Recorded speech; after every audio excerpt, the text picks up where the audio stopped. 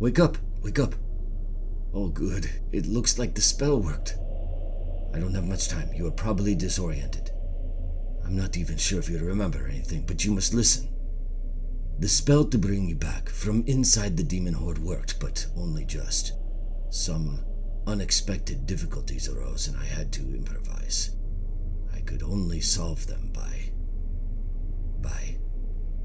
taking your place. I will not be here to help you, though I do hope you remember. No, don't talk. Just listen. My time is almost up. Our research worked. The demons can be defeated. Thankfully, you are always better at this war stuff, so my sacrifice will not be in vain. Find my notes. They will explain everything. Share the information. Save our world. The demons will know you are coming. I will have no choice but to tell them.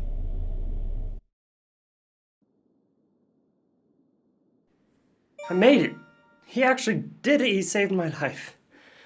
Saved it for a second chance. But where the heck am I? I've never been here before. He must not have been able to return me to our fortifications, but at least the place wasn't inhabited. And as if just being here wasn't luck enough, the banker actually let me use the vault and take what was left behind. He said that the other woman wouldn't mind, something about how it wasn't useful to her anymore.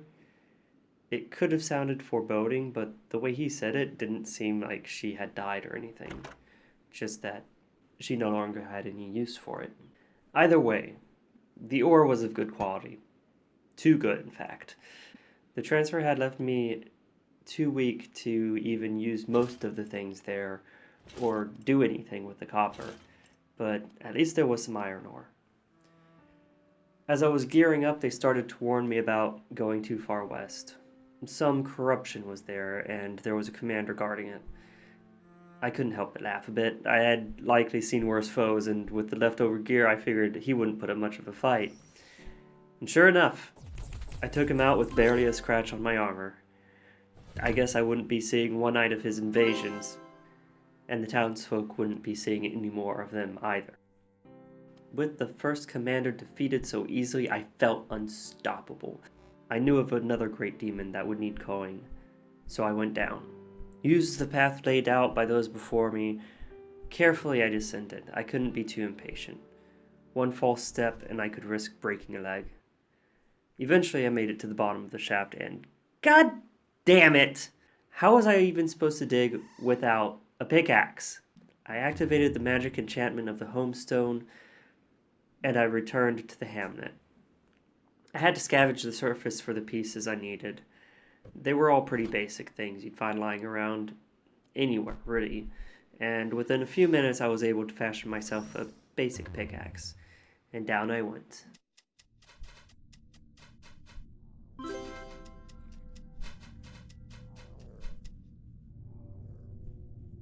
Without hesitation, I jumped into the first fortification that I spotted.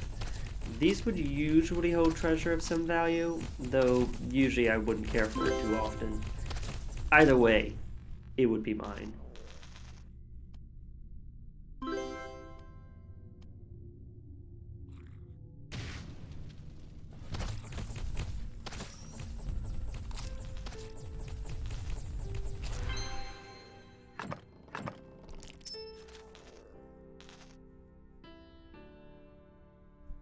The effort was tiring me too much, and I needed to return to the surface to rest. I'd picked up a few pieces of copper, and after studying its natural composure, I could understand how to transform it into proper refined materials. Within a few minutes, I had crafted myself a full set of copper armor. If there was any worry of survival against the monsters, it was all gone by now. That didn't mean I wouldn't starve, though. I needed to tend to the gardens that were left behind. It would keep me alive and give me strength. It was also a nice, peaceful break from all the slaughtering and bloodshed below. I savored the peace, took long, deep breaths of the fresh surface air.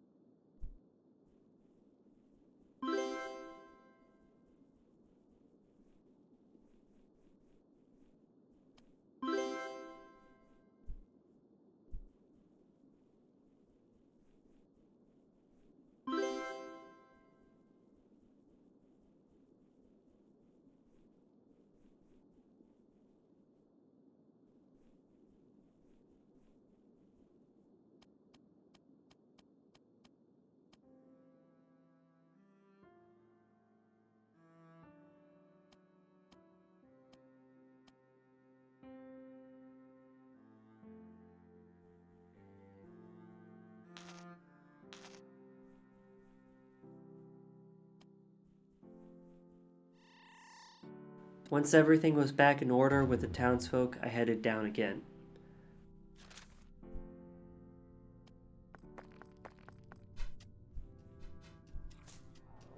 From where I had left, I found a nice shrine. It's still a mystery where these come from, but they're always a welcome sight to any fair race.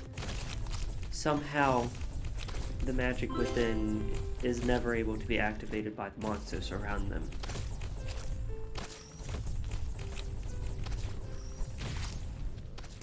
Using my brains rather than my brawn, something several of these monsters seemed to lack, I placed myself safely above everything and watched them burning alive.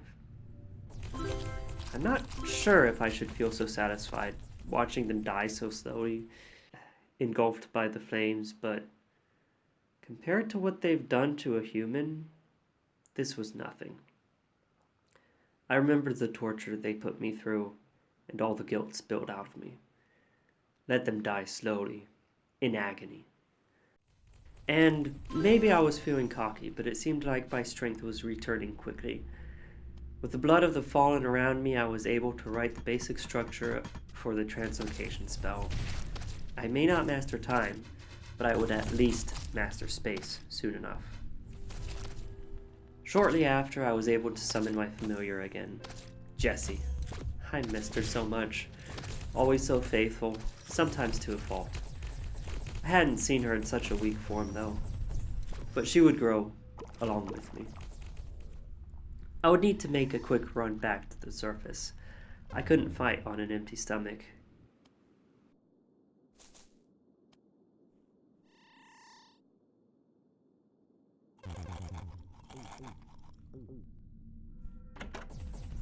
And then it was back to the slaughtering.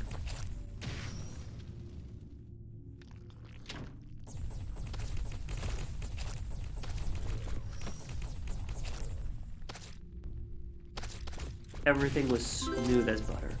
Nothing could stand in my way for long, until the elite guardians appeared.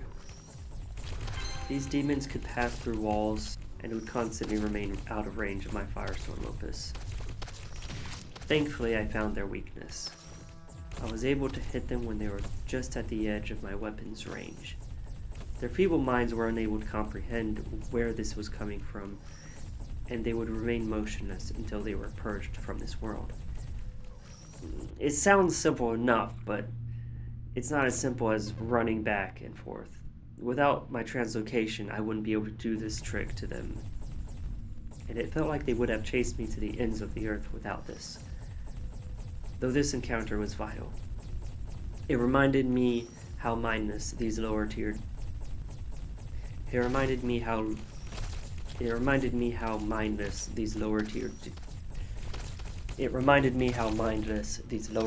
demons truly are. Their slow to speed and feeble minds easily overcome with a tiny bit of wit and ingenuity.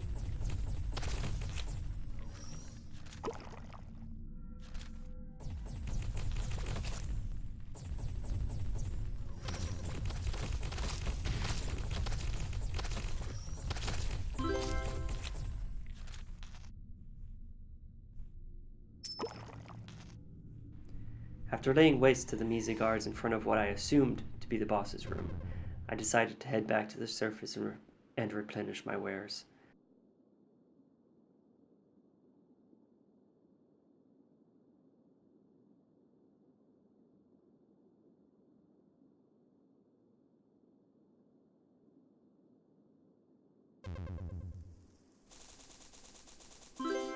I could afford myself a final moment of peace, collecting and replanting my crops. A last moment of solace before confronting the ruler of this depth.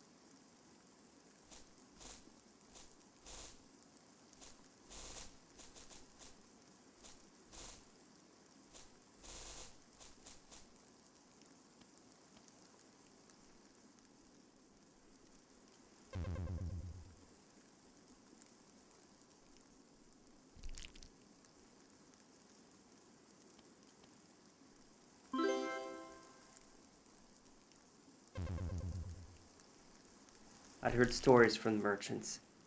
Gath'ack, the soul gazer. His eye was said to be so terrifying to behold, men of weak minds would faint. I knew I was ready. I had made short work of his minions, all those which called him master, patron, or lord. I'm glad I encountered the champions.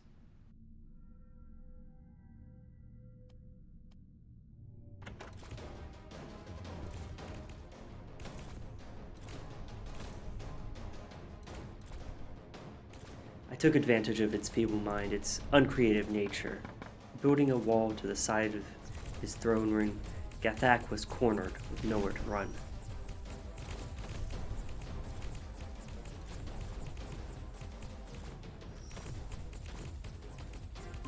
It wasn't quick, but it was a simple task, dispatching the world of this soul gazer.